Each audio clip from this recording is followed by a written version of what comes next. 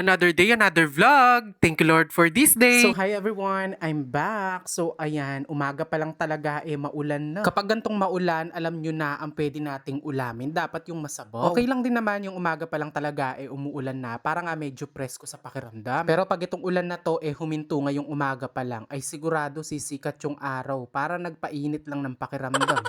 At habang pinagmamasdan ko nga pumapatak yung ulan kanina dun sa yero, nagkakape na nga ako noon. Tapos heto, pagkatapos ko magkape, nagsaing na rin ako. Bali, iniwan ko lang nga saglit yung aking sinaing, tapos namili na din ako ng uulamin namin ngayong araw. Pagdating ko nga, agad ko na nilapag dito sa may lababo yung mga pinamili ko. Dahil nga medyo may kamahalan nga yung pechay ngayon, ayan, bumili na lang ako ng kangkong. Sinigang nga na bangus yung lulutuin ko, kaya bumili na din ako ng siling haba at labanos. Bali, dun nga sa pinagbilang ko ng bangus, meron na din naman siya mga gulay-gulay, kaya doon na din ako bumili. At alam nyo ba, itong bangus na binili ko puro ulo lang, at malalaki nga yung taba sa tiyan. Doon nga sa suki ko, kapag meron siya mga bangus na puro ulo lang tapos malalaki, tinetext niya na nga agad ako. Tapos ayan, sabi ko kukunin ko. Tapos nagpabili na nga din pala ng pusit yung kapatid ko. Wala nga lang palang pang-asim na sampalok, kaya bumili na lang ako ng sinigang mix. Para nga kako hindi kami mag-away-away sa taba ng tiyan, ayan, puro ulo talaga yung pinamili ko, at malalaki nga yung mga taba. Mapapansin nyo nga, meron dalawang plastic ng pusit dyan. Yan nga yung pinasabay na pinabili nung kapatid ko, at magkakalamares nga daw siya mamayang hapon. Dito nga sinimulan ko na din linisin itong mga bangus, dahil nga itong mga bangus na to nakaliskisan naman na, pero hindi pa nahugasan na maayos. Bali, meron nga din pala tong dugu-dugu pa, tapos tinatanggal ko na din dito yung hasang at yung bituka. Nakaliskisan naman na siya, kaya lang yung mga palikpik meron pa. Dahil nga sinigang yung lulutuin natin, dapat make sure na talagang wala ng dugu-dugo, kasi nakakaitim yun na sabaw. At heto, after 365 days, nalinis ko na nga tong apat na ulo na matataba. Mapapansin nyo din naman na fresh din naman tong mga bangus na to, dahil hindi pa nga sila nagkaka-sore eyes.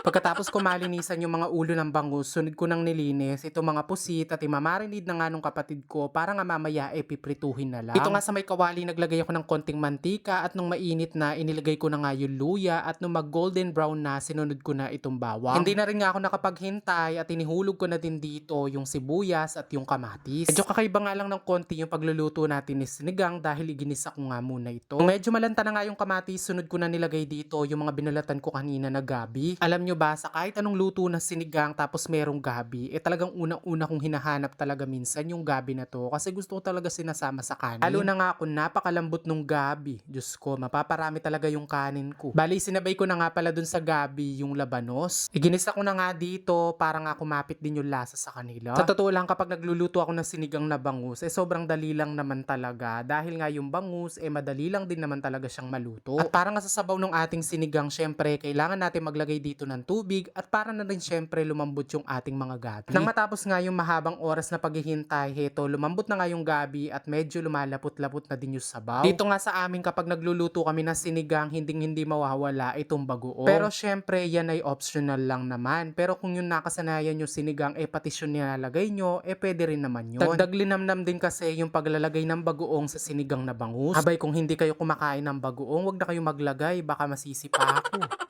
At nung kulong-kulo na nga yung pinakasabaw, ayan, nilagay ko na nga dito yung apat na ulo ng bangus. Kami-kami lang din naman yung kakain, at konti lang naman kami ngayon sa bahay, kaya kasya na namin to. At nang maluto nga yung bangus, syempre, wag natin kakalimutan lagyan ng gulay. Sa totoo lang, yung gusto ko talagang ilagay na gulay dito is pechay. Ang problema nga lang, mas mahal pa yata sa bangus.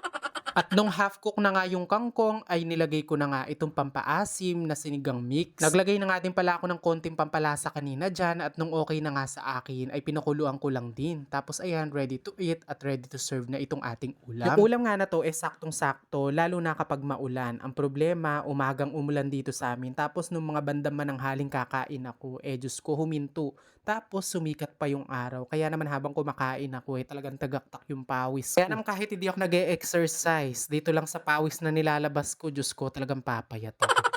Anyway, that's it muna for today's video. Thank you for watching, and see you again on my next vlog. God bless everyone.